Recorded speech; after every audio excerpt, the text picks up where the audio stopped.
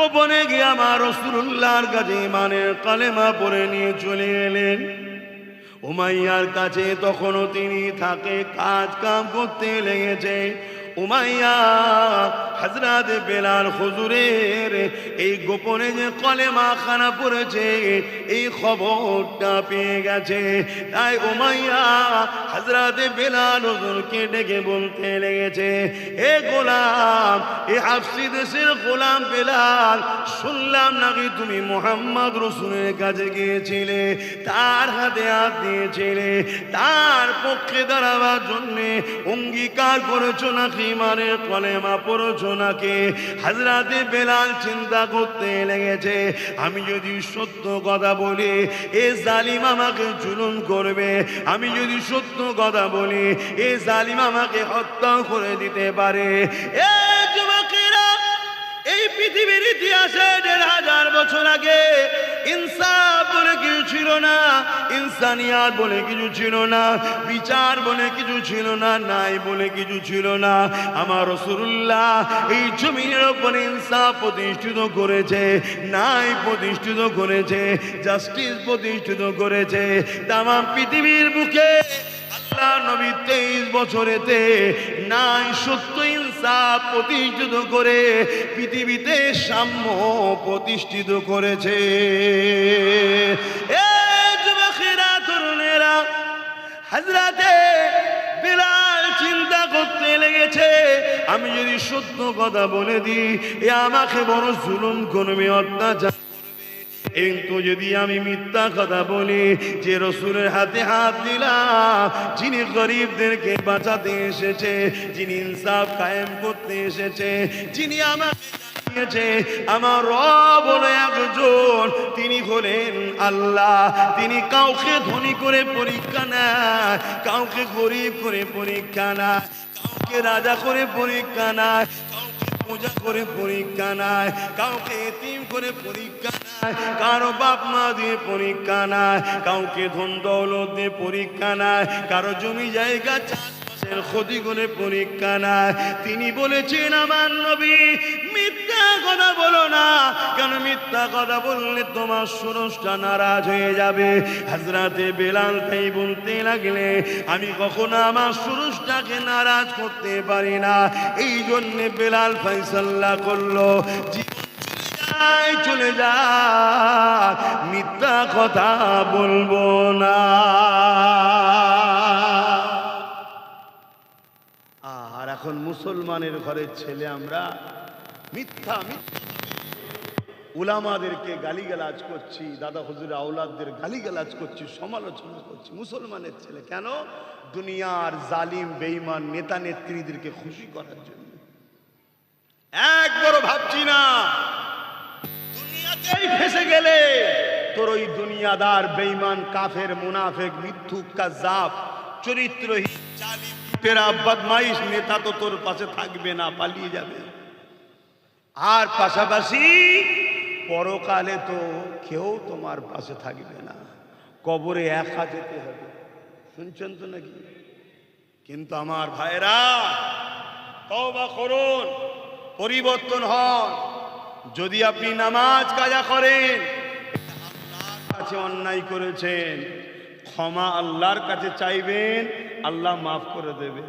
কিন্তু আপনি যদি কোনো গরিবের উপরে জুলুম করেন, কাউকে মিথ্যা কেস দেন, কারো মিথ্যা চরিত্রের উপরে আঘাত দেন, কাউকে মিথ্যা দালাল বলেন, কারো উপরে যদি আপনি আঘাত দেন, মনে রাখবেন যতক্ষণ পর্যন্ত না সে মাফ করে, আল্লাহ মাফ, আল্লাহ মাফ। এই যুবকরা বলো আল্লাহ মাফ করে। আব্বাস সিদ্দিকীকে পছন্দ হবে কি জানি না, শরিয়াতটা তো তোমাকে মানতে হবে। হ্যাঁ, অতএব কার পাল্লাই পড়ে আমাদের যুবকরা এত খারাপ হয়ে যাচ্ছ? কার পাল্লাই পড়লে? কোন কাফেরের পাল্লায়, কোন মুনাফিকের পাল্লায়, কোন চরিত্রহীন গুন্ডাদের পাল্লায়, কোন সমাজ বিরোধীদের পাল্লায় পড়লে পরে আজকে নবী বংশের আওলাদদের গাল দিচ্ছ? আজ উলামাদের সমালোচনা করছো, যে উলামারা কিনা জুলুমের বিরুদ্ধে কথা বলে। উলামা দুই ধরনের, একটা জুলুমের পক্ষে, একটা জুলুমের বিরুদ্ধে। জুলুমের বিরুদ্ধে যারা, তারা হলো নবীর ওয়ারিস, আল উলামা ওয়ারাসাতুল আম্বিয়া। জোরে বলুন সুবহানাল্লাহ। কেন আমার নবীর মিশনই ছিল অন্যায় জুলুমকে খতম করে এই জমিনের উপরে মানুষ ও জমিনের শান্তি প্রতিষ্ঠিত করা। জোরে বলুন সুবহানাল্লাহ। ভাবো, ভেবে চিন্তে কথা বলো। তুমি যার পাল্লাই পড়ে করছো তাকে বলো না তুমি করো না, বাবা আমায় জড়াচ্ছ কেন, বলো না। কথা কিছু মাথায় ঢুকছে? কেন তোমাকে ফাঁসানো হচ্ছে, তুমি বুঝতে পারছো না।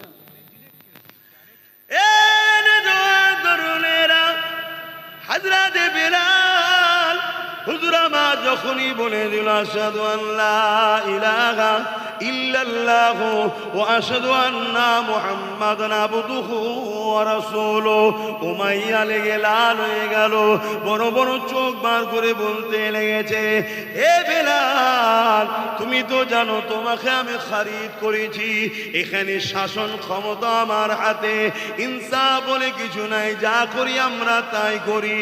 এ বিলাল তোমার কি ভয় লাগে না? তুমি আবার প্রকাশ্য সাক্ষ্য দিচ্ছ, তুমি এই কথা বন্ধ করে দাও। বিলাল আল্লাহকে ডাকা বন্ধ করে দাও, নবীকে ডাকা বন্ধ করে দাও। আল্লাহকে মেনে নিয়েছি, নবীকে মেনে নিয়েছি, আল্লাহকে ভালোবাসি, নবীকে ভালোবাসি, এটা বলা বন্ধ করে দাও।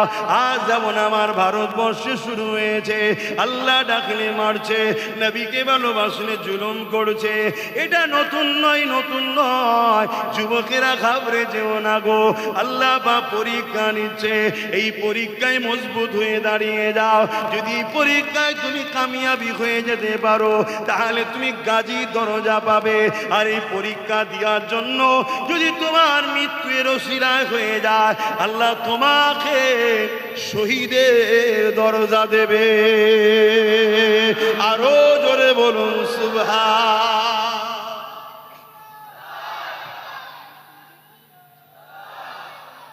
মাঝে মাঝে ভাবি, জিন্দাবাদ জিন্দাবাদ, আমার স্লোগান দেবে না, শুনছেন আমি কি বলছি? মাঝে মাঝে ভাবি, আমার ভারতের কিছু কিছু ছেলেকে আমরা দেখেছি মব লিঞ্চিং করে পিটোতে পিটোতে মেরে দিয়েছে, দেখেছেন না? দেখেন, জন ছেলে, প্যান্ট শার্ট পরা, মুখে দাঁড়িয়ে, শুনছেন? বলেছে এই স্লোগান দে, দিচ্ছে না, মারছে, এই স্লোগান দে, দিচ্ছে না, মারছে, মার খেতে খেতে খেতে খেতে মরে গেছে।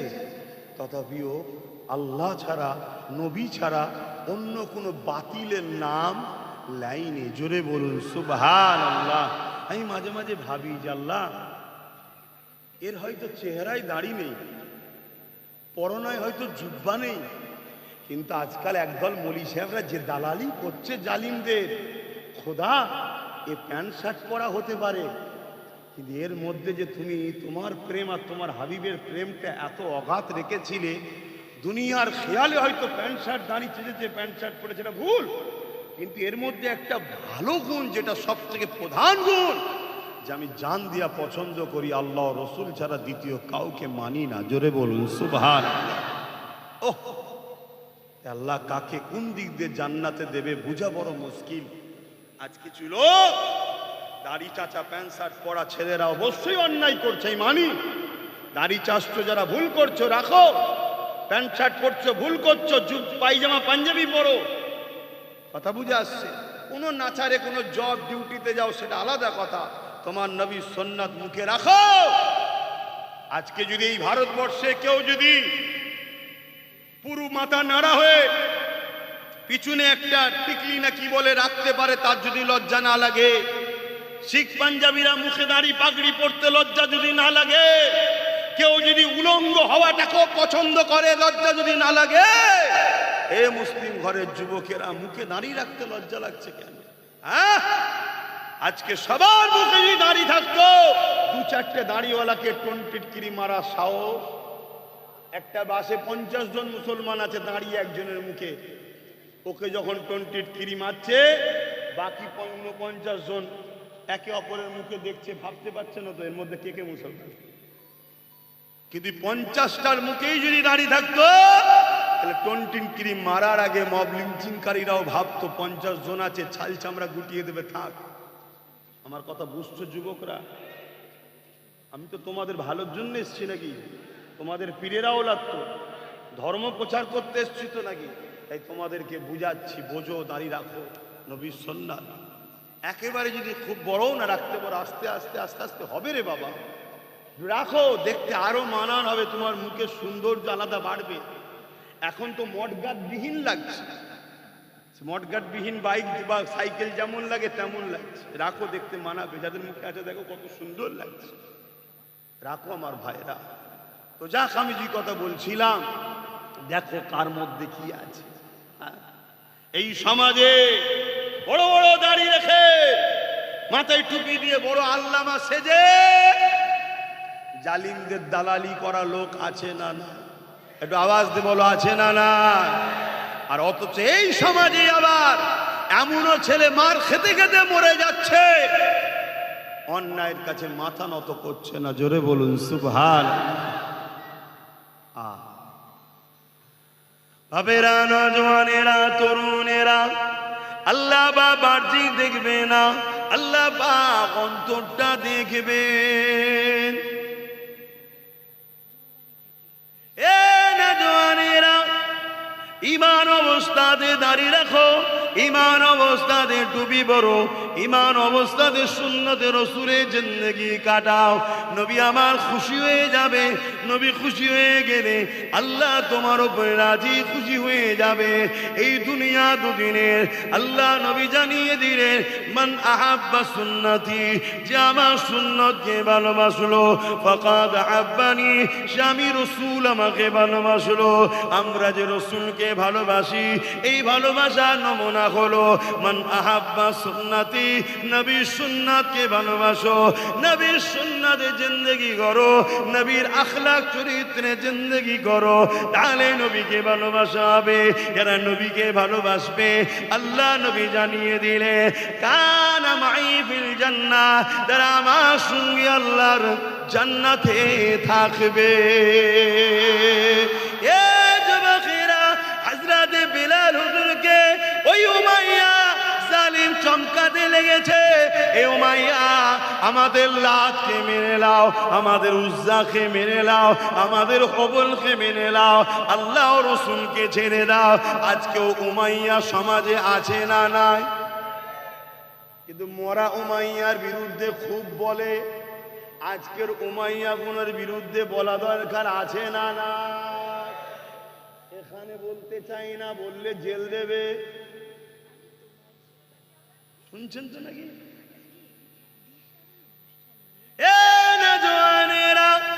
অবশ্যই উত্তরপ্রদেশে যে সরকার আছে, সেদিনের উমাইয়ার সঙ্গে এই জালিমকে মিলিয়ে দেখো, এও সেই একই ক্যাটাগরির মধ্যে পড়ছে। এও অত্যাচারী, এও স্বৈরাচারী। এর রাজ্যে নারীরা সুরক্ষিত নয়, উমাইয়ার সময়ও নারীরা সুরক্ষিত নয়। এর রাজ্যে খুন দাঙ্গা আম হয়ে গেছে, এর রাজ্যে ক্রাইম আম হয়ে গেছে। উমাইয়ার সময় তো এইরকম অন্যায় অত্যাচার জুলুম হতো। এ যুবকেরা, তরুণেরা, বাপেরা, মনে রেখে দেবে। এমন করে বেলাল হুজুরকে বোঝাতে লেগেছে, এ বেলাল, আল্লাহকে ছেড়ে দে, নবীকে ছেড়ে দে, তোকে আজাদ করে দেবো। আর যদি না ছাড়িস, তোর উপরে অনেক জুলুম করা হবে। হযরত বেলাল বলে দিল, আমার উপরে যতই জুলুম করো না কেন, আমি নিজের জীবন দেওয়া পছন্দ করি, আল্লাহ ও রাসূলকে ছাড়তে রাজি নয়। আল্লাহু আকবার। অসুবিধা হচ্ছে? তাহলে একটু মিলানো দরকার আছে তো নাকি? তাই একটু মিলিয়ে মিলিয়ে বলছি। ইসলাম যদি জালিম শাসকদের বিরুদ্ধে কথা বলার নাম যদি ইসলাম না হতো, তাহলে আল্লাহ কোরআনে ফেরাউনের বিষয়টা শোনাতো না, নমরুদের বিষয়টা শোনাতো না। কেন শোনাচ্ছে? আমরা শিক্ষা পাবো যে মুসা কে ছিলেন আর ফেরাউন কে ছিল, লড়াইটা কিসে ছিল, এগুলো জানা দরকার আছে না? না আজকেও ফেরাউন সমাজে আছে না? না, হ্যাঁ, আছে। তাহলে মরা ফেরাউন বলতে খুব ভালো লাগে, জ্যান্ত ফেরাউনদের বিরুদ্ধে উলামাদেরকে বলতে হবে না হবে না? কিন্তু কিছু উলামা বলছে, সবাই যে বলে না বলবো না, কিছু উলামা বলছে আল্লাহ তাদের নেক হায়াত দিক, জবানে আল্লাহ তাসির দিক, তাদেরকে আল্লাহ আরো কামিয়াবি দিক, বলুন আল্লাহুম্মা আমিন।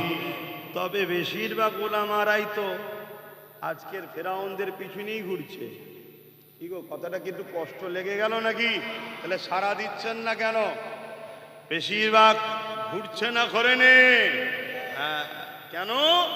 আজকের ফেরাউনরা কিছু ভিক্ষা দিচ্ছে, লাও লাও লাও, আর তারা চুপ করে বসে আছে। আই লাভ মোহাম্মদ সাল্লাম বলাতে তাদের অসুবিধা হচ্ছে না। লিখার জন্য যে ছেলেদের উপর জুলুম করলো, এ ব্যাপারে তাদের অসুবিধে হচ্ছে না।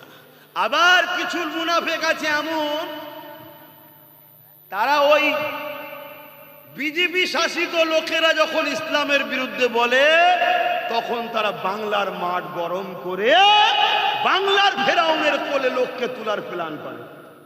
এরকমও লোক আছে না? না, অসুবিধা হচ্ছে।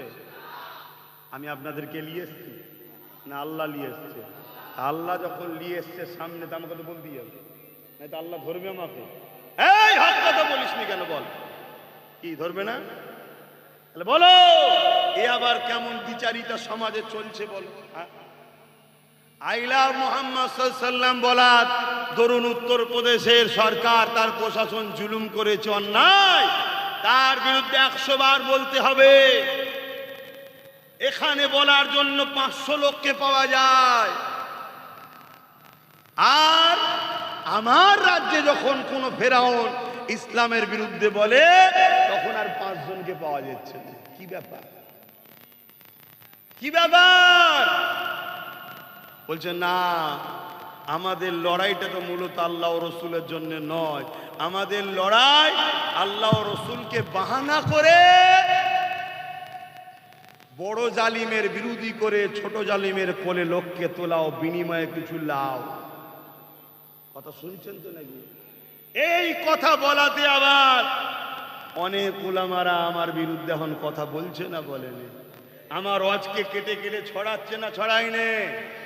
আমার ফটোকে এডিট করে, এআই করে, নানা রকম বিকৃত করে সমাজের মানুষের কাছে আমার ইমেজকে নষ্ট করার চেষ্টা হচ্ছে না হয়নি?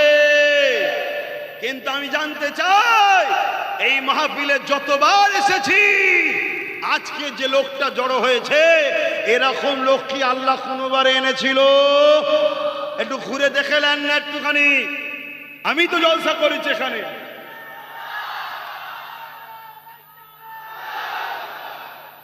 আমি তো এসেছি এখানে, আমি তো নিজে সাক্ষী।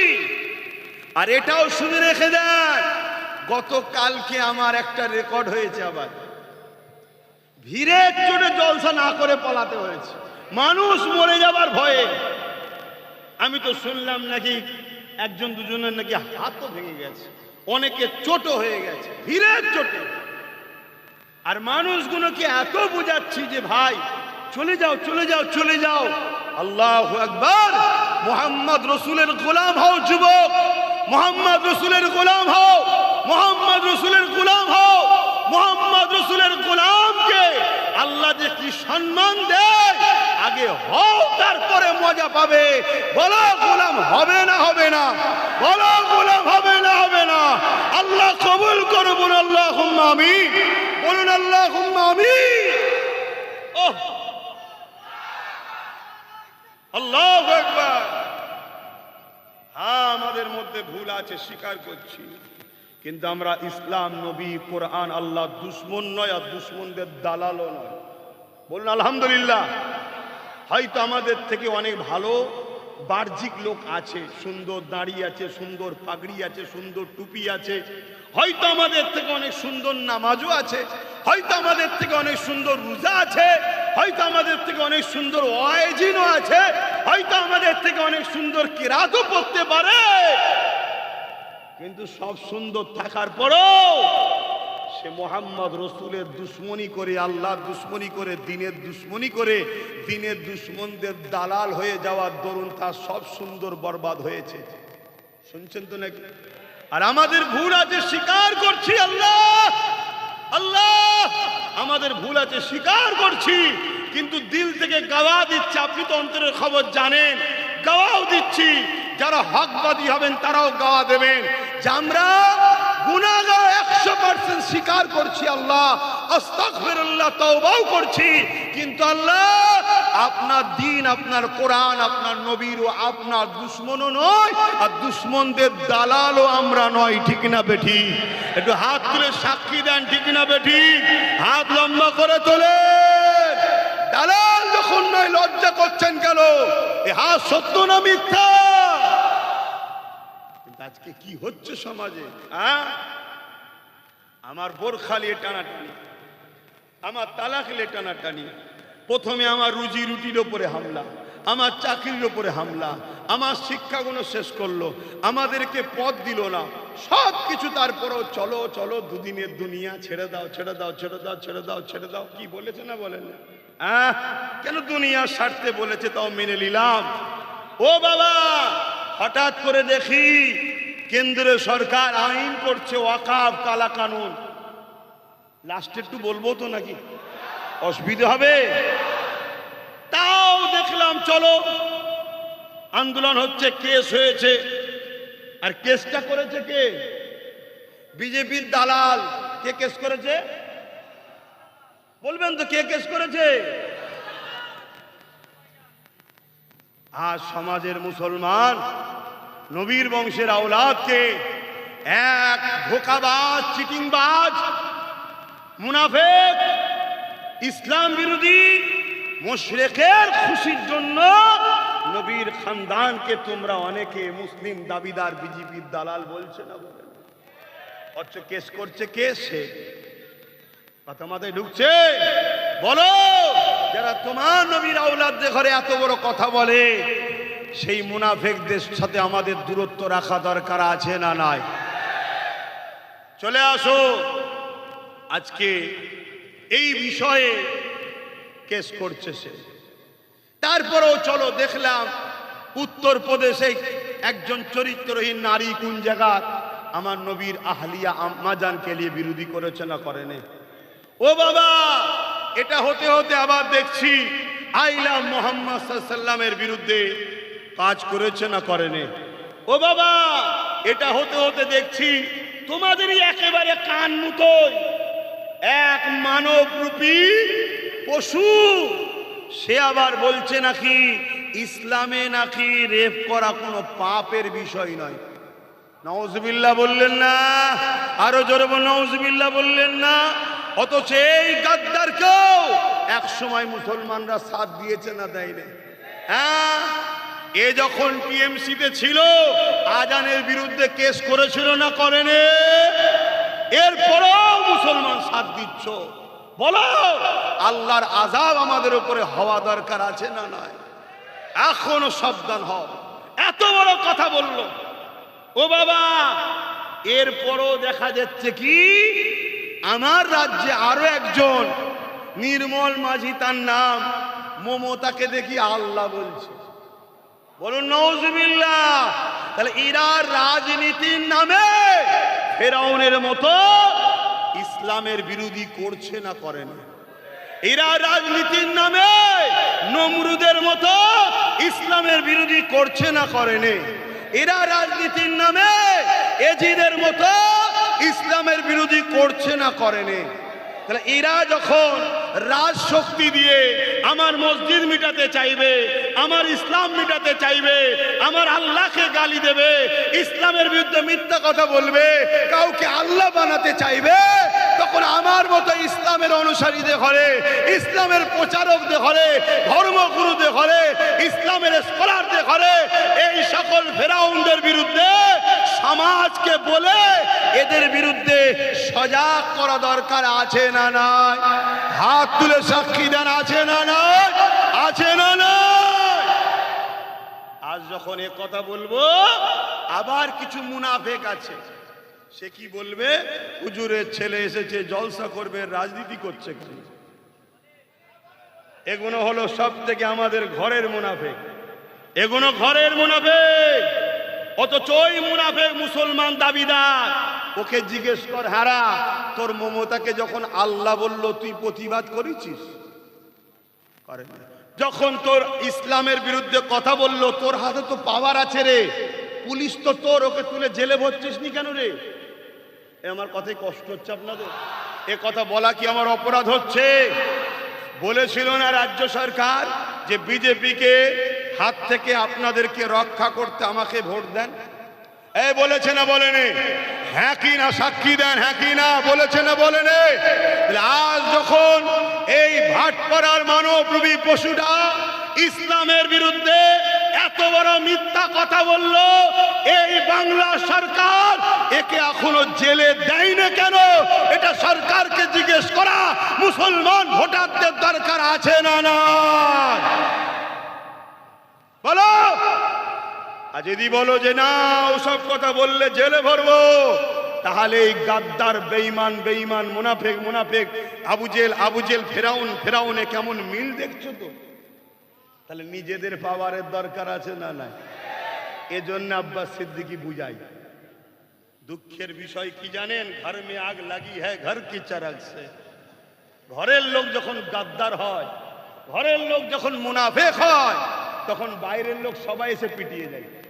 আমাদের ঘরে গাদ্দার আছে, তোমাদের এলাকায় অনেক গাদ্দার রয়েছে, অনেক গাদ্দারকেও ছবিতে দেখেছি মুসলমান নাম গায়ের ইসলামের ধর্মীয় অনুষ্ঠানে গিয়ে হাজির। কথা শুনছেন না শোনেননি? এরা মুসলিম সুরাতে, এরা কবে ইসলাম থেকে বেরিয়ে মুনাফিক মুশরিক কাফের হয়ে গেছে? এদের জানাজা পড়া যাবে না। এদেরকে মুসলমান যে বলবে সে কাবিরা গুনাহগার হবে। কেন? সে মিথ্যা কথা বলছে। মিথ্যা কথা হলো গুনার মা। যে আল্লাহর সঙ্গে যেখানে শরীক হয়, গায়রুল্লাহর অনুষ্ঠান যেখানে হয়, সেখানে কোনো ইমানদার মুসলমানের বেটা সেখানে যেতে পারে না। ঠিক না বেঠিক? অতএব এই গাদ্দারদের তোমরা যদি জিতাও, সাথ দাও, তাহলে তোমাদের ওপরে তো আগামী দিন নামের, বাপের নাম মায়ের নাম ভোটার তালিকায় থাকলেও তারপরও নাম কাটা যাবে। কেন? তোমাদের গার্জেন নেই। এই শুনছেন না শোনেননি? আর যাদের বাপের নাম মায়ের নাম কারো নাম নেই, তাদের নাম উঠে যাবে। কেন? সব জায়গায় এদের লোক বসে আছে, কম্পিউটার এদের লোক চালাচ্ছে। আমি ভুল বলছি? কথা বলো। এদিকে বলছে হতে দেবো না, এদিকে আবার টাকা খরচ করছে, আবার লোক দিচ্ছে, লাও সব কাজে লাগাও। এই গাদ্দারদের চেনো? আমার এই কথাগুলো আপনাদের কাউকে আমি ধরে রেখেছি? কাউকে আমি ধরে এনেছি? আমি আল্লাহর উপরে ভরসা রেখে কথা বলছি। আল্লাহ জড়ো করে দিয়েছে তোমাদেরকে। আমার বাপেরও কৃতিত্ব নেই, আমার দাদেরও কৃতিত্ব নেই এখানে। শুনছেন তো নাকি? অবশ্যই তারা আল্লাহর ওলি দোয়া করে যায়, দোয়ার ফল। কিন্তু সব ক্ষমতার মালিক একজন, তিনি কে? শাহাদত আগুন তুলে চিৎকার দিয়ে বলুন কে? আরো জবান খুলে বলুন আল্লাহু আকবার। বলুন আল্লাহু আকবার, আল্লাহু আকবার, আল্লাহু আকবার। আবার আমরা আল্লাহু আকবার। আবার আমরা তাকবীর দিলে কিছু মুসলিম সূরাতে মুনাফিকদের বুকে ব্যথা হয়। যত তাকবীর দিবার কি দরকার? আরে তাকবীরে শুনেছি শয়তান পালায়, মসজিদে আজান দিলে কুকুর ছুটোছুটি করে, আমরা শুনেছি শয়তান পালায়, জিন ভূত বদমাইশ দুষ্টুরা পালায়, অবেলা পশু দেখতে পায় তাই তারা ছুটোছুটি করে। তাকবীর দিলে মুসলমানের ব্যথা হচ্ছে কেন? আমার যুবকরা শুনছো তো? হ্যাঁ, তোদের মধ্যে গুনাহ আছে, কিন্তু তোরা কাফের নয়। কেন? তোরা ইসলামের দুশ্মন নয়, তোরা মুশরিক নয়। শুনছিস তো ভাই? আল্লাহ তোদেরকে চাইলে মরণের আগে ওলি বানিয়ে দিতে পারে। জোরে বলুন সুবহানাল্লাহ। কেননা আমরা এই জমিনের উপরে দেখেছি হযরত মালিক বিন দিনারের নাম শুনেছেন। তিনি একদিন জলসার মাহফিলে ওয়াজ করতেছিলেন। শুনছেন তো? যুবকেরা, মালিক বিন দিনার ওয়াজ করতে লেগেছে। হাজার হাজার মানুষ মজলিসে বসে রয়েছে। মালিক বিন দিনার আল্লাহর কথা, নবীর কথা শোনাচ্ছে। এক যুবক দাঁড়িয়ে গেল, দাঁড়িয়ে গিয়ে বলছে, হুজুর বিয়াদবি নেবেন না, যদি ইজাজত দেন একটা প্রশ্ন করব। মালিক বিন দিনার বলতে লেগেছে, কি প্রশ্ন করবে বাবা? বলো বাবা।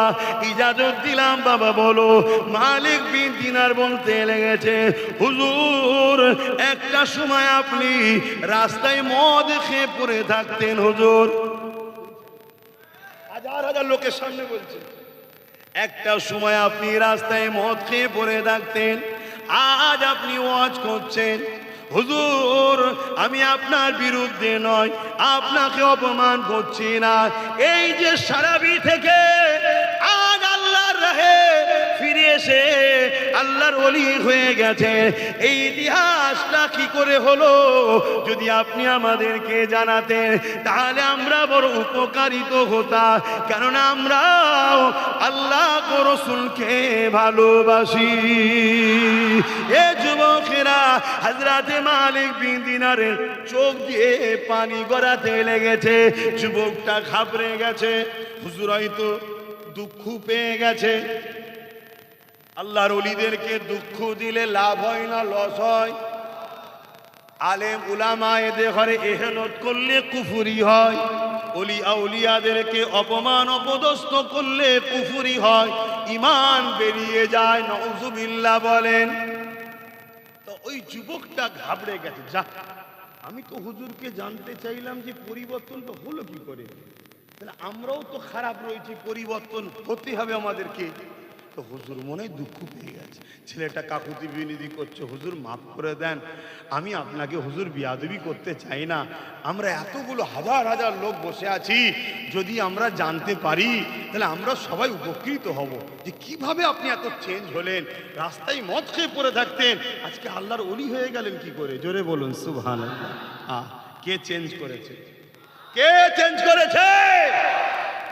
আজ আমার যুবক ছেলেটা হালকা বয়সে প্যান্ট শার্ট পরেছে, হালকা বয়সে মেলায় গেছে, ফান্সে কি বলে বন্ধুদের সঙ্গে একটু পার্কে টার্কে ঘুরতে চলে গেছে। হালকা বয়সে কখন একটু নামাজ কাজা করে ফেলেছে। একে ঘৃণা করছো? মসজিদ বাঁচাবার বেলায় ইরাই জান দেয়, মলি সাহেব নামাজিরা কেটে পড়ে। আমি বলছি না নামাজিরা খারাপ, নামাজিরাও ভালো, রোজাদাররাও ভালো, হাজিরাও ভালো, কিন্তু এই ছেলেকে ঘৃণা করে তাড়িয়ে দিলে হবে না, এদেরকে বুকে নিতে হবে। এরাও আল্লাহ কারে নামাজি মুসল্লি আল্লাহওয়ালা হয়ে আপনাদের কাতারে এক হয়ে যাবে। বলুন সুবহানাল্লাহ। আমার কথা বুঝছেন তো নাকি?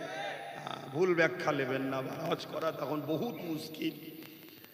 আবার এখন ওই সব ইরা এই যে বসে আছে সব কেটে কেটে 30 সেকেন্ডের বক্তব্য, 30 সেকেন্ডের বক্তব্য, বলো আমার কথাই ভোট দেবে, 30 সেকেন্ডের বক্তব্য ছেড়ে দিয়েছে। লোকের মাথায় হাত। পুরোটা দে না, পুরোটা দে।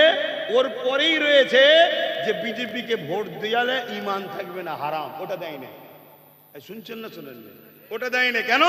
ওটা দিলে আব্বাস সিদ্দিকীর নামে যে পাড়ায় পাড়ায় বুঝাচ্ছে যে আব্বাস বিজেপির লোক, ওটার প্রমাণ হবে না তো। আর ওটা যদি প্রমাণ না করতে পারে তাহলে আব্বাস সিদ্দিকীর কথা এরা শুনে নিলে এই জালিমদের তো চেয়ার উল্টে যাবে। কথা ভুল বললাম নাকি? হ্যাঁ, এটা পলিসি চলছে, পলিসি।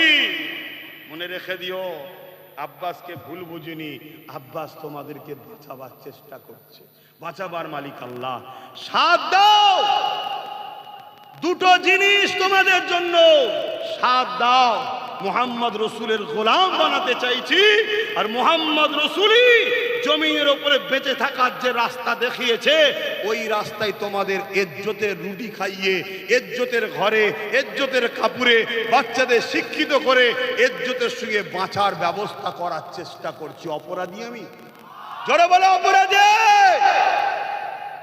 আজকে যারা আমার নামে ইলজাম দিচ্ছ, যদি আব্বাস সিদ্দিকীকে কথা মেনে নাও, আমার তো দাবি একটাই, সে আগেও ছিল আজও আছে, দাও না, তুমি একটা পা দাও না, আমি তোমাকেই বাকি 3 জায়গায় সাথ দেবো। এই অসুবিধা আছে? কম বক্তারা দেবে না, কেন এদের লক্ষ্য একটা, ইসলাম ও মুসলমান মিটাও। এরা জানে মুসলমানদের মধ্যে থেকে কিচ্ছু নেই, না পুলিশ আছে, না জজ আছে, না উকিল আছে, না ডিএম আছে, না বিডিও আছে, না আইএস আছে, না আইপিএস আছে, না মন্ত্রী আছে, না এমপি আছে, না এমএলএ আছে। আপনি বলে মুসলমান এমএলএ কে বললো? আপনি কাকে মুসলমান দেখাচ্ছেন? ও মুসলমান কে বললো? আমি চ্যালেঞ্জ করছি, বসুক, 2 মিনিট সময় দেবো, কাফের প্রমাণ করে দেবো। শুনছেন না শোনেন না? 2 মিনিট কথা শুনছেন? এবার অনেকে বলে যে আব্বাস সিদ্দিকী কাফের বলছে, মুসলমানকে তো কাফের বলতে নাই। কথা তো সত্য কথা, মুসলমানকে তো কাফের বলতে নাই, কিন্তু যে কুফরি করে সে আর মুসলমান থাকে না, তখন কাফের হয়ে যায়। এই আপনারা কাউকে, আপনাদের কাউকে ধরে কাফের বলছি নাকি আমি? যে কুফরি করে সে কি হয়? মুসলমান আর থাকে না, কাফের হয়ে যায়। ছাগলকে ছাগল বলতে হয়, গরুকে গরু বলতে হয়, কুকুরকে কুকুর বলতে হয়, মুসলমানকে মুসলমান বলতে হয়, কুফরিকারীকে কাফের বলতে হয়, নামাজিকে নামাজি বলতে হয়, রোজাদারকে রোজাদার বলতে হয়, হাজিকে হাজি বলতে হয়, জাকিরিনকে জাকিরিন বলতে হয়, আল্লাহর অলিকে আল্লাহর অলি বলতে হয়, আল্লামাকে আল্লামা বলতে হয়, মুর্শিদকে মুর্শিদ বলতে হয়। আর চোরকে কি বলতে হয়? বলছে বলা যাবে না। তার মানে কি গায়ে লাগছে তো? ছেড়ে দে না শয়তানিটা, তাহলে তো মিটে যায়, ভালোভাবে থাক না।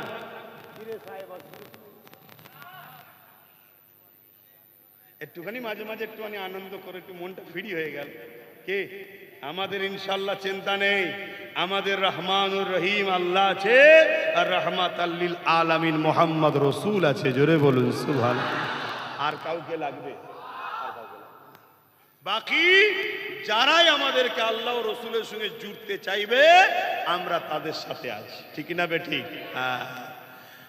তো যে কথা বলছিলাম, কোন কথা বলছিলাম জানো? হযরতে মালিক বিন দিনার। হুজুর একটু কথাটা বলেলি। তো জিজ্ঞেস করছে হুজুর কি করে হলো? হুজুর বিয়াদবি মাফ করবেন, আমি আপনাকে কষ্ট দিতে চাইনি। হযরতে মালিক বিন দিনার বলে, এ যুবকেরা শোনো, কখন যে তোমার পরিবর্তন এসে যাবে তুমি নিজেই বুঝতে পারবে না। তবে মনে রেখে দিও, শিরককারীকে আল্লাহ মাফ করে না, আর গুস্তাখে রাসূলিয়াকে আল্লাহ মাফ করে না, দিনে দুশমনদেরকে আল্লাহ ক্ষমা করে না। মনে রাখবে, তুমি অন্যায় করেছো, নামাজ কাজা করে ফেলেছো, রোজা কাজা করে ফেলেছো, অন্যায় করে ফেলেছো, আল্লাহ দয়াময় দয়া করে তোমাকে ক্ষমা করে দেবেন, ওয়াদা করেছে। তুমি শুধু কাকুতি বিনতির সঙ্গে একবার মাথা নত করে বলো, আল্লাহ আমি আপনার দাস দাসী, আমি অন্যায় করে ফেলেছি, ভুল করে ফেলেছি, আপনি আমাকে ক্ষমা করে দিন, মাফ করে দিন। আল্লাহ পাক ওয়াদাল্লাহ হক, আল্লাহ পাকের ওয়াদা হলো সত্য, তিনি বলেছেন মাফ করে দেব, কিন্তু শিরকের গুনাহ মাফ করে না। এই যুবকেরা, তরুণেরা মনে রেখে দেবেন, গুস্তাখে রাসূলদের মাপ নাই, দিনের দুশমনদের মাপ নাই। তাই বলে দিয়ে যায়, গুনাহ যদি হয়ে যায় মাপ আছে। দিনের দুশমনি করবেন না, যারা দিনকে মিটাতে চায় তাদের সঙ্গে দল করবেন না, যারা আল্লাহর বিরোধী করে তাদের সঙ্গে দল করবেন না, যারা নবীর বিরোধী করে তাদের সঙ্গে দল করবেন না, যারা মসজিদ মাদ্রাসা ভাঙতে চায় তাদের সঙ্গে দল করবেন না, যারা নিজেকে আল্লাহ বললে বড় খুশি বোধ করে, প্রতিরোধ করে না, নিষেধও করে না, এদের সঙ্গে দল করবেন না। এ আমার নবীর উম্মতেরা, একজন ইসলামের দায়ী হিসাবে, ইসলামের প্রচারক হিসাবে আমার দায়িত্ব আপনাদেরকে জানিয়ে দেওয়া। যারা বলে কোরআন মিটে যাবে, আমার উন্নতি শেষ হবে না, কোরআনে শেষ হয়ে যাবে, আমার উন্নয়ন শেষ হবে না, যারা কোরআনের মিটে যাবার কথা বলে, এই সকল ইসলামের দুশমন, কোরআনের দুশমনদের সঙ্গে দল করবেন না। দুনিয়া দুদিনের মজা নিতে গিয়ে আখিরাতটা বরবাদ হয়ে যাবে। দুনিয়ায় মজা পাচ্ছেনটা কি? ভিক্ষা ছাড়া আর কি পাচ্ছেন? এই সাবধান করে দিয়ে যায়। হ্যাঁ, দুনিয়াদারি করতে হবে, ব্যবসা করতে হবে, কারবার করতে হবে, রাজনীতি করতে হবে, রাষ্ট্র চালাতে হবে, ধর্মনীতি করতে হবে, নামাজ পড়তে হবে, সংসার করতে হবে, সবটা করুন, কিন্তু মনে রাখবেন আল্লাহ রসুল যাতে নারাজ, আল্লাহ রসুলের দুশমন যারা, তাদের সঙ্গে নয়। এতে যদি জীবন চলে যায়, চলে যাবে, তথাপি আল্লাহ রসুলের দুশ্মনদের কাছে বসে বিরিয়ানি খেতে আমরা রাজি নয়, ঠিক না বেঠি? হাত তুলে বলুন ঠিক না বেঠে? এ হাত সত্য তো নাকি? এ হাত দুদিন পর বিক্রি হয়ে যাবে না তো? এ হাত কেউ খরিদ করতে পারবে না তো? এ হাতকে কেউ কিনে নিতে পারবে না তো? শুকিয়ে থাকবো তাও ভালো, গাছের পাতা খাবো,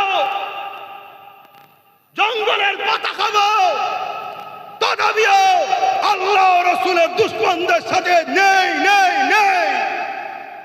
এর আমার দুদিনের দুনিয়ার মায়া জালে পড়ে যাবেন না। শয়তানের দলে থেকেও মানুষ মরছে না, মরে না। জাহান্নামীদের সাথে থেকেও মানুষ মরছে না, মরে না। আবার অনেকে বলে কে জান্নাতে কে জাহান্নামে আল্লাহ ছাড়া কেউ জানে না। বলছো না, বলে না? আর এক জাহান্নামের কুকুর শুনছেন তো নাকি? হ্যাঁ, এ শয়তান আল্লাহ ছাড়া কেউ জানে না, নবীকে বাদ দিল। শুনছেন তো? আল্লাহ ছাড়া কেউ জানে না, নবীটাকেই প্রথম বাদ দিয়েছে। আর নবীকে যে বাদ দেয় সে মোমেন থাকে। আর জোরে বলেন, যা ডাক্তারি পেশা, উকিলি পেশা, মাস্টারি পেশা করে খাচ্ছিস, করে খেগে যা। এদিকে মাথা ঢুকা দিয়ে আসনি। বিরোধী আব্বাস সিদ্দিকির করতে গিয়ে জাহান্নামে না চলে যেতে হয়, মাথায় রাখতে হবে। বাবেরা চলে আসেন, মালিক বিন দিনারের কথাটা ভুলে যাব, তাই একটু বলে দিই। হযরত মালিক বিন দিনার এই সময় বলতে লেগেছে, এ বাবা ছেলেরা,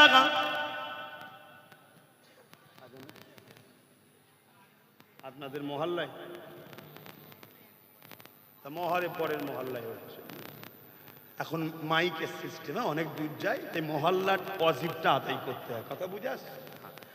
এ না জওয়ানেরা, হযরত মালিক বিন দিনার ওই সময় বলতে লেগেছে, বাবা ছেলেরা, আমার পরিবর্তন কি করে হয়েছে শোনো বাবা।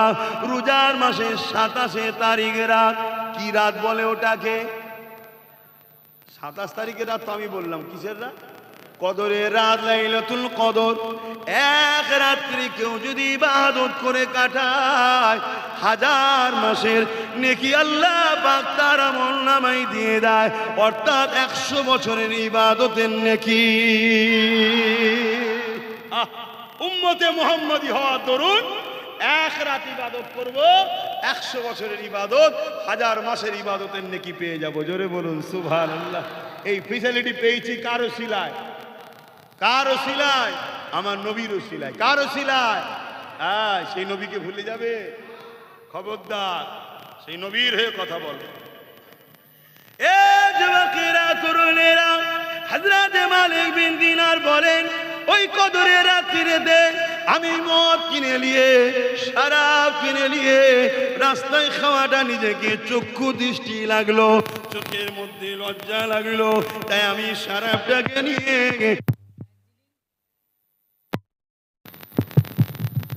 ঘরের মধ্যে চলে এসে টেবিলের মধ্যে শরাবের বোতল রেখেছি, গিলাস নিয়েছি ঢালবো, আরো কিছু খাবার নিয়েছি, এইভাবে রেডি করতে যাব। হঠাৎ করে আমার একটা ছোট্ট কন্যা মেয়ে ছিল, খেলা করতে গিয়ে ছুটে এসে টেবিলে ধাক্কা মেরেছে, বোতলটা টেবিল থেকে পড়ে গিয়ে আর ভেঙে চৌচির হয়ে যায়। মদটা আমার, শরাবটা খাওয়া হলো না। আমি তার দিকে তাকালাম, বাচ্চা বোঝে না, সে হাসতে হাসতে খেলার মধ্যে রয়েছে। আমি রাগকে কন্ট্রোল করে শরাব আর খাওয়া হলো না, ঘুমিয়ে পড়লাম। 1 বছর কেটে যায়, রোজ শরাব পান করি। আবার পরের বছর রোজার মাসে ওই 27 রমজান লাইলাতুল কদরের রাতে আমি মদের বোতলকে কিনে নিয়ে এসে টেবিলে রেখে যখনই খেতে যাব, হঠাৎ করে আমার ওই কন্যা মেয়ের কথা মনে পড়ে যায়। কিন্তু আমার কন্যা আজ আমার সামনে আর নাই। সে খেলা করে নে, ছুটোছুটি করে নে, সে টেবিলটাই ধাক্কা দিয়ে মদের বোতলটাকে আর ফেলে নে। কেননা আমার কন্যা ইন্তেকাল হয়ে গেছে, 6 মাস হয়ে গেছে। গেছে। যখনই কন্যার কথা মনে পড়েছে আমার বড় বেদনা লাগলো। আজ যদি আমার বাচ্চাটা থাকতো এই দিনেতেই শরাবের বোতল ফেলে দিয়ে আমাকে শরাব খাওয়া থেকে রুখে রেখেছিল, আজ থাকলে সে হয়তো আবার ফেলে দিত। এই বলে মনে দুঃখে শরাব না খেয়ে আমি ঘুমিয়ে পড়লাম। যখনই ঘুমিয়ে পড়েছি ওই খবের মধ্যে আমি দেখতে লাগলাম বিশাল এক ভয়ানক অজগর সাপ আমাকে ধাওয়া করেছে, আমাকে তাড়া করেছে। আমি সেই সাপের ভয়ে ছুটতে লেগেছি। ছুটতে ছুটতে রাস্তায় একটা দুর্বল কমজোর বয়স্ক মানুষকে দেখতে পেলাম। আমি তিনাকে বললাম এই সাপ আমাকে খেয়ে নেবে, আপনি রাত থেকে আমাকে বাঁচান। ওই দুর্বল বয়স্ক মানুষটা বলতে লাগলো, এ মালিক, তোমাকে এই সাপের হাত থেকে রক্ষা করার মতো আমার ক্ষমতা নাই। তুমি আমাকে না খাইয়ে না খাইয়ে বড় দুর্বল করে দিয়েছো, বড় কমজোর করে দিয়েছো। এই বিশাল সাপের মোকাবেলা করে তোমাকে বাঁচাবার মতো ক্ষমতা আমার নাই। তবে তুমি এদিকে চলে যাও। আমি দৌড়ে দৌড়ে একটা পাহাড়ে উঠলাম। ওই পাহাড়ে উঠে দেখি পাহাড়ের ওই নিচু দেশে বিশাল আগুন জ্বলতে লেগেছে। আমি যেই ডান দিকে গেলাম এমন করে দেখলাম এক বিশাল বাগান, যেখানে বাচ্চা বাচ্চা হাজার হাজার ছেলেরা খেলাধুলা করছে। কি সুন্দর ফুলের বাগান! এত সুন্দর বাগান হতে পারে আমি কখনো কল্পনায় ভাবিনি। ওই বাগানের গেট লাগানো রয়েছে, বাইরে থেকে দেখা যাচ্ছে। এমন সময় গেটের দরজার গোড়ায় গিয়ে বললাম, আমাকে বাঁচান, এক সাপ আসছে আমাকে খেতে। তখন এই গেটের দারোয়ান বলল, তোমরা কি কেউ ইনাকে চেনো? আমি ওই সময় অবাক হয়ে গেলাম। আমার সেই ছোট্ট কন্যা মেয়েটা গেট খুলে বলতে লেগেছে, দারোয়ান, ইনি আমার আব্বা।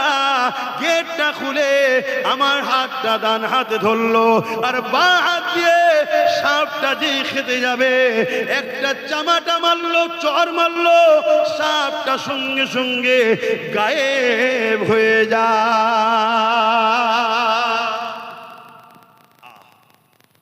এই যুবকরা হযরতে মালিক দিনার বলছে, শোনো বাবা, আমার পরিবর্তন কিভাবে হয়। কেউ মানুষ কাল খারাপ থাকলে থাকতে পারে, যদি কেউ পরিবর্তন হয়ে তওবা করে তার পুরাতন কথা তুলা কাবিরা গুনাহ। শুনছেন তো নাকি? আমার কাটিং অজকে নিয়ে হই হই এখনো চলছে, চলছে না চলে না? খুব সাবধান, এসব খপ করে পা দিয়ে নিজেদের বাচ্চাদের ভবিষ্যৎ ক্ষতি করবেন না। কেন একটা বিপ্লব শুরু হচ্ছে, একটা ইনকলাব শুরু হচ্ছে। লক্ষ কোটি কোটি মানুষ, মা বাপ ভাই বোন সংগঠিত হচ্ছে, ঐক্য হচ্ছে, একতা হচ্ছে। এই একতাটাকে টুকরো টুকরো করার, ভাঙার নানা রকম ষড়যন্ত্র পরিকল্পনা চলছে। একটাই উদ্দেশ্য, আমাদেরকে যখন মিটাতে যাবে আমাদের কেউ যেন গার্জেন হয়ে সামনে দাঁড়িয়ে যায়। দাঁড়িয়ে গেলে বাধা হবে না, হবে না, মাথায় রাখবে, কথা কোনো বুঝবে। হই হই করবেন না। আব্বাস সিদ্দিকীর কথাটাকেও শুনে ভাবার ইজাজত দিলাম, ভাববেন। শুনছেন তো নাকি? আর যারা বিরোধী করছে তাদেরটাও ভাববেন, ভেবে দেখুন কি পরিকল্পনা চলছে। তো ভাইয়ের আমার, হযরতে মালিক বিন দিনার, তখন তিনার নাম শুধু মালিক ছিল, দিনার হওয়ার পিছনে একটা ইতিহাস আছে, জানেন?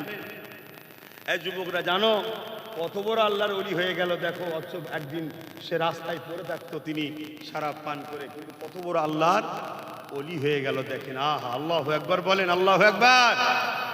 একদিন নৌকো করে যাচ্ছে, নৌকো করে যাচ্ছে, আর মাঝি পয়সা চেয়েছে। মালিক বিন দিনার বলছে, আমার কাছে তো পয়সা নাই, আমার কাছে তো পয়সা নেই, আমি দরবেশ মানুষ, মজলুম মানুষ, পয়সা নেই। তখন এই মাঝি চিনতে পারে না, তো রেগে গিয়ে তেনাকে নদীতে ফেলে দিতে চাইছে। আল্লাহর ওলিকে নদীতে ফেলে দিতে চাইছে। তখন আল্লাহর ওলি বলছে, বাবা আমি সত্যি বলছি, শোনো বাবা, আমার কাছে পয়সা নেই, তবে তুমি ওপারে চলো, আমি পয়সা দিয়ে দিচ্ছি। কিন্তু শুনছে না। এমন সময় নৌকোর মাঝি অবাক হয়ে গেছে, কি পুরো নৌকোর সামনে যে যাচ্ছে ওই দিকটা বাদ দিয়ে বাকি তিন সাইডে ওই নদীর, সাগরের বা নদীর মাছেরা সব একটা করে স্বর্ণর মুদ্রা মুখে নিয়ে সব মাথা ভেসে উঠেছে। জোরে বলুন সুবহানাল্লাহ, আরো জোরে বলুন সুবহানাল্লাহ। কোথা থেকে কোথায় আল্লাহ নিয়ে যাচ্ছে বুঝছো? কাল তোমাদেরকেও আল্লাহ ওলি বানাতে পারে না, পারে না। কিন্তু ইসলামে যদি দুশ্মন হও, যদি শিরকের সঙ্গে জড়িয়ে যাও, আজকে শিরকে তোমাদেরকে জড়ানো হচ্ছে না, হয় না? নাম দিয়েছে বিজয়া উৎসব। নাম কি? বিজয়া। কত বড় পরিকল্পনা দেখো। হ্যাঁ, গায়ের ইসলামের ভাই, সে তার ধর্ম করবে, উৎসব করবে, নাচবে, কুদবে, তার বিষয়ে আমার কোনো পক্ষে বিপক্ষে মন্তব্য করার মাথা ব্যথা হয়নি। আমার অমুসলিম ভাইয়ের আমার বক্তব্য শুনে দুঃখ পেলে কিছু করার নেই। আপনার ধর্মও যেমন কিছু নিষেধ আছে, বাধা বিঘ্ন আছে, আমার ধর্ম তো আছে, ঠিক না বেটি? আপনি যেমন আপনার ধর্মকে সত্যি ভালোবাসেন, আপনি কি কুরবানি দিনে আমার পশুর এসে ঠ্যাং ধরতে পারবেন? এ কথা বলেন। তাহলে ঠিক তেমনই আমার ধর্ম কিছু বাধা বিঘ্ন আছে, ঠিক না বেটি গো? তাহলে আপনারটা আপনার কাছে, আপনার উৎসব আপনার কাছে, ধর্ম যার যার, ধর্ম যার যার, উৎসব তার তার, দেশ কিন্তু সবার, তাই তো নাকি? হ্যাঁ।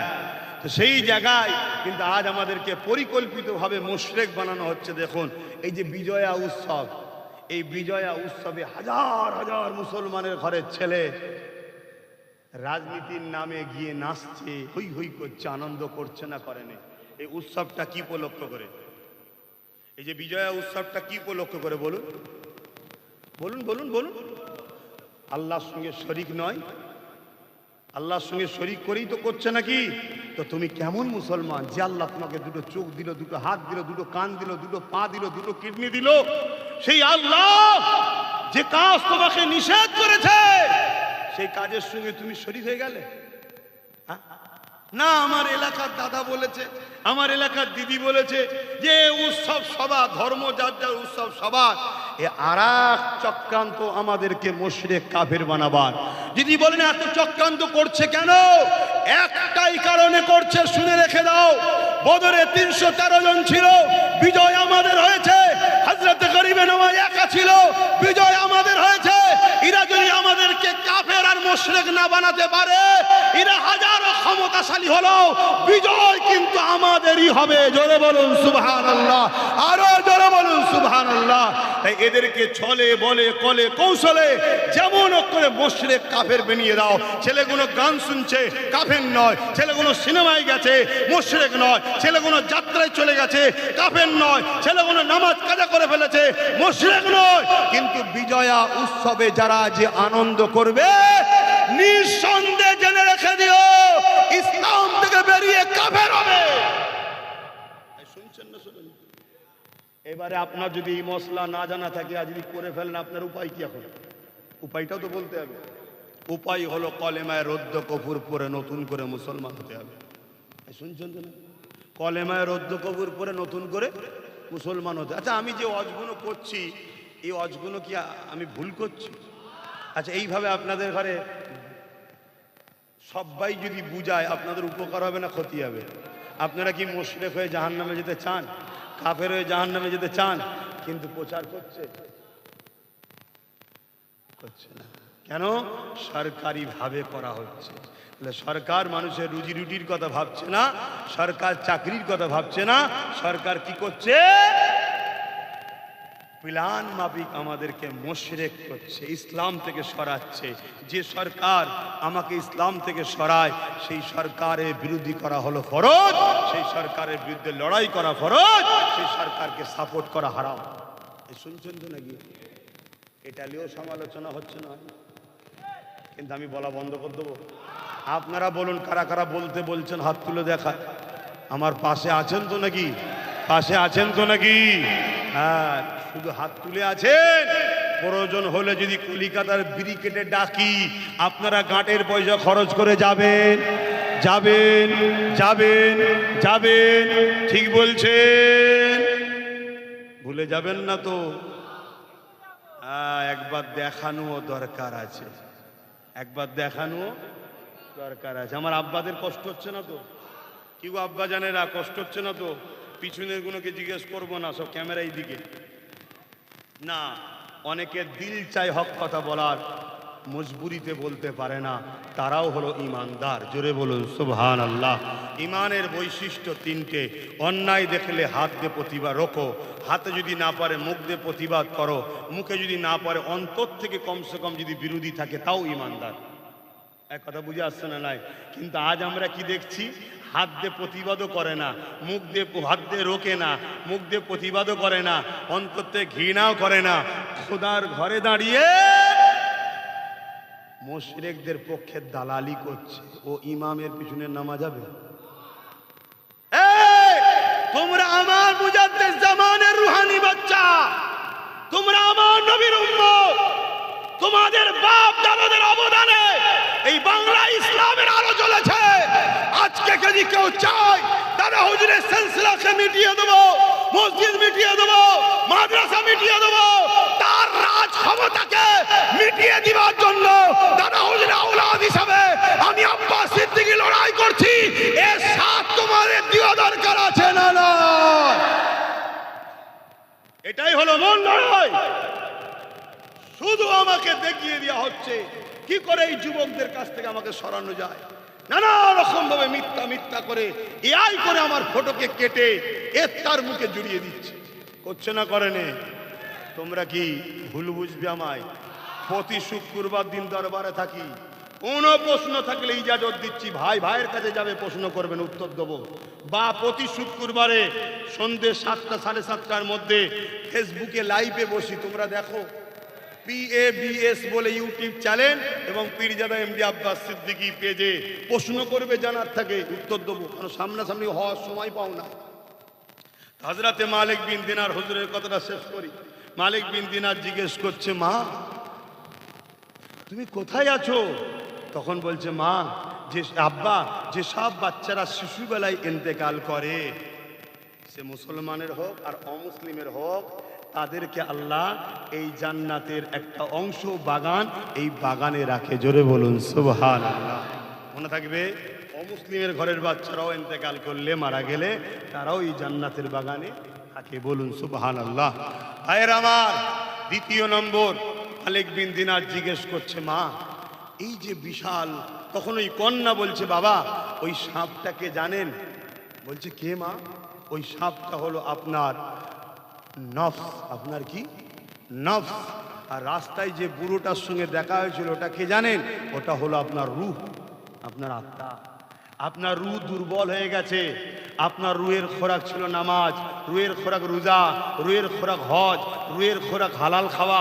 রুহের খোরাককে আপনি খাবার দেননি, না খেয়ে রুহ রুগা হয়ে গেছে, দুর্বল হয়ে গেছে। আর আপনি নফসকে খাইয়েছেন মদ, হারাম খাদ্য খাইয়ে খাইয়ে আপনার নফস এত বড় সাপের মতো আকৃতি হয়ে আপনাকে তাড়িয়ে তাড়িয়ে পাহাড়ের ওই দিকে জাহান্নামের আগুন দেখছেন, ওই জায়গায় নিয়ে যাচ্ছে। হযরত মালিক বিন দিনার বলছে, বাবারা আমার ঘুমটা ভেঙে গেল। আমি সেই দিন সকালে উঠে আল্লাহর ওলির দরবারে গিয়ে তওবা করে, সবক আমল করে, তওবা করে, দিনকে জানা শিখা শুরু করে আস্তে আস্তে পরিবর্তন হয়ে আল্লাহ আমাকে এই জায়গায় আজকে নিয়ে এসছে। জোরে বলুন সুবহানাল্লাহ। আরো জোরে বলুন সুবহানাল্লাহ।